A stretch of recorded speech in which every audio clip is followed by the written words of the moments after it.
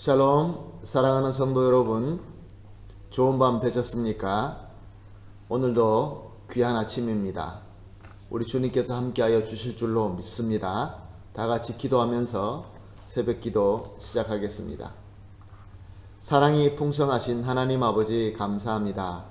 어저께 밤도 우리 주 예수 그리스도의 능력으로 안식하는 밤을 보내게 하여 주시고 오늘 첫 시간 주님 앞에 나와 엎드리게 하여 주시니 감사합니다. 하나님, 오늘도 찬송하며 말씀 들으며 기도합니다. 우리 주님과 하나가 되는 깊은 교감을 할 수 있게 하여 주시옵시고 이 시대에 꼭 필요한 능력을 허락하여 주시옵소서. 감사하며 예수님의 이름으로 기도합니다. 아멘. 오늘 찬송가 524장입니다. 524장 갈 길을 밝히 보이시니 주 앞에 빨리 나아갑시다. 주님께 찬송 올려드립니다.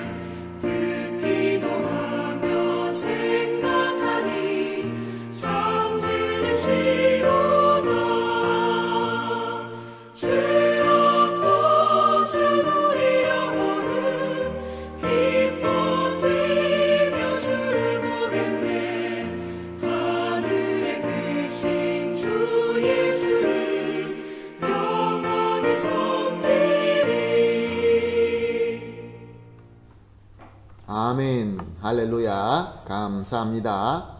함께 보실 말씀은 이사야서 8장 9절에서 15절 말씀입니다. 이사야서 8장 9절에서 15절 말씀 함께 보시겠습니다. 너희 민족들아 함성을 질러 보아라. 그러나 끝내 패망하리라. 너희 먼 나라 백성들아 들을지니라. 너희 허리를 동이라. 그러나 끝내 패망하리라. 너희 허리에 띠를 띠라. 그러나 끝내 패망하리라.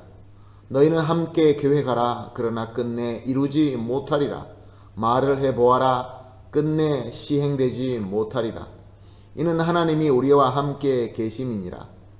여호와께서 강한 손으로 내게 알려주시며 그 백성의 길로 가지 말 것을 내게 깨우쳐 이르시되 이 백성이 반역자가 있다고 말하여도 너희는 그 모든 말을 따라 반역자가 있다고 하지 말며 그들이 두려워하는 것을 너희는 두려워하지 말며 놀라지 말고 만군의 여호와 그를 너희가 거룩하다 하고 그를 너희가 두려워하며 무서워할 자로 삼아라. 그가 성소가 되시리라. 그러나 이스라엘의 두 집에는 걸림돌과 걸려 넘어지는 반석이 되실 것이며 예루살렘 주민에게는 함정과 올무가 되시리니 많은 사람들이 그로 말미암아 걸려 넘어질 것이며 부러질 것이며 덫에 걸려 잡힐 것이니라. 아멘.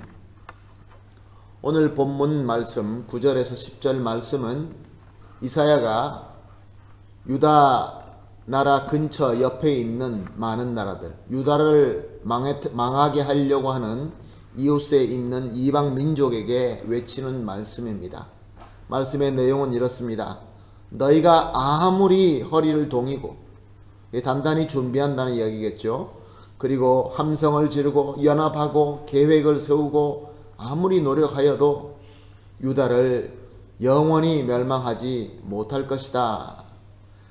오히려 너희들이 패망할 것이다. 왜냐하면은 우리 유다는 우리 하나님께서 함께 하시기 때문이다 라고 말씀합니다. 그렇습니다. 하나님이 함께 할 때는 제 아무리 사람들이 힘을 많이 모으고 연합하고 여러가지 지혜를 모은다 할지라도 하나님께서 지켜주시는 백성은 그들이 어떻게 할 수가 없기 때문에 그렇습니다. 그리고 나서 11절에서 15절까지는 이제 이사야가 유다 백성에게 간절히 외치는 말씀입니다. 11절을 보니까 지금 이사야가 자기 입으로 말하지만 그냥 자기 말이 아니라 하나님께서 강한 손으로 주신 하나님의 말씀이다 라고 얘기합니다. 그러니까 꼭 순종하라 라는 말씀이죠. 그리고 12절에 사람들이 말하는 것이 있는데 그때 당시는 사람들이 무슨 얘기를 했습니까? 아람과 이제 수리아와 이스라엘이 연합해서 쳐들어온다. 저들은 너무나 강하다. 그 우리가 어떻게 해야 된다. 그러나 아시리 제국은 아수르 제국은 더욱더 강하기 때문에 우리가 아수르 제국과 연합하자. 그러면 우리가 살 수 있을 것이다. 등등의 여러 가지 사람들의 말하는 것으로 요동하지 말고 절대로 두려워하지 말고 놀라지 말라라고 말씀하시는 것입니다. 13절 말씀을 보니까 오직 우리는 여호와를 거룩하신 하나님으로 믿고 오직 그만 두려워하고 그만 무서워하자라고 말씀합니다. 그리고 14절에서 15절은 하나님께서는 하나님의 말씀을 듣고 믿고 회개하고 순종하는, 그래서 하나님께서 주시는 그 임마누엘 은혜 안에 거하는 자들에게는 성소가 되어 주실 것이지만, 그러나 하나님의 말씀을 믿지 아니하고 계속 세상의 말, 아수르와 연합하자라는 그 사람들의 말을 믿고 하나님의 임마누엘의 은혜를 거부하는 자에게는 하나님과 하나님의 말씀이 그들에게는 걸림돌이 되고 걸려 넘어지게 만드는 반석이 되고 함정과 올무가 된다라고 말씀하고 있는 것입니다. 오늘 이 본문 말씀을 통하여 사랑하는 성도 여러분, 저와 여러분에게는 우리 하나님과 하나님의 말씀이 나에게 지금 치유가 되고 나에게 소망과 능력의 안식이 되는 하나님의 성소가 되고 있습니까? 아니면 내가 가는 길, 내가 생각하는 일, 여기에 걸림돌, 나를 넘어뜨리는 그러한 반석이 되고 있습니까?